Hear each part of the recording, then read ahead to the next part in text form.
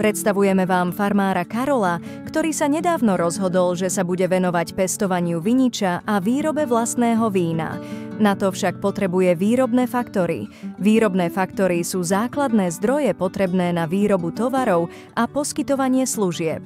Medzi hlavné výrobné faktory patria pôda a prírodné zdroje, práca, kapitál a podnikavosť.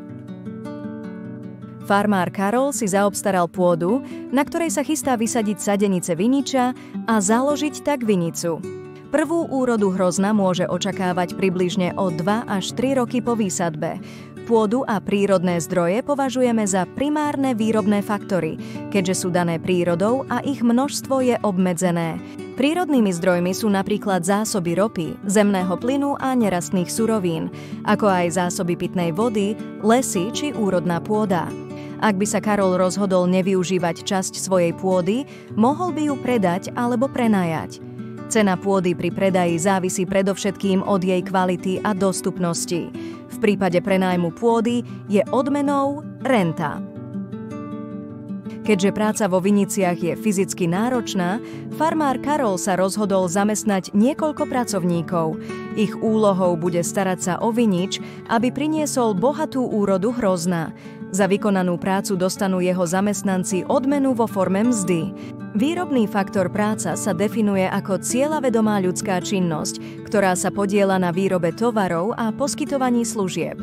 Kvalitu a efektívnosť práce zvyšujú najmä investície do vzdelania.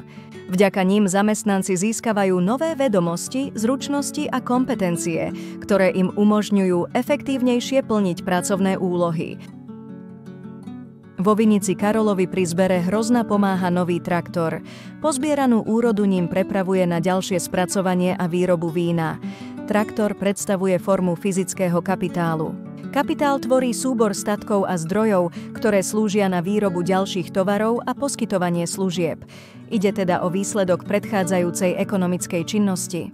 Kapitál rozdeľujeme na fyzický kapitál, ktorý zahŕňa budovy, stroje, technológie potrebné na samotnú výrobu, a finančný kapitál, ktorý tvoria peňažné zdroje a investície nevyhnutné na rozvoj podniku.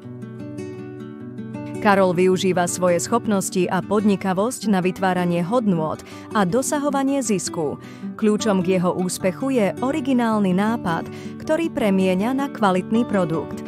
Podnikanie, respektíve podnikavosť, je výrobný faktor, ktorý umožňuje spájanie jednotlivých výrobných zdrojov. Cieľom podnikania je dosahovať zisk. Výroba vína nie je jednoduchá. Farmár Karol a jeho pracovníci vynakladajú veľa úsilia. Bez zapojenia spomínaných výrobných faktorov by si však ľudia nemohli vychutnať kvalitné víno.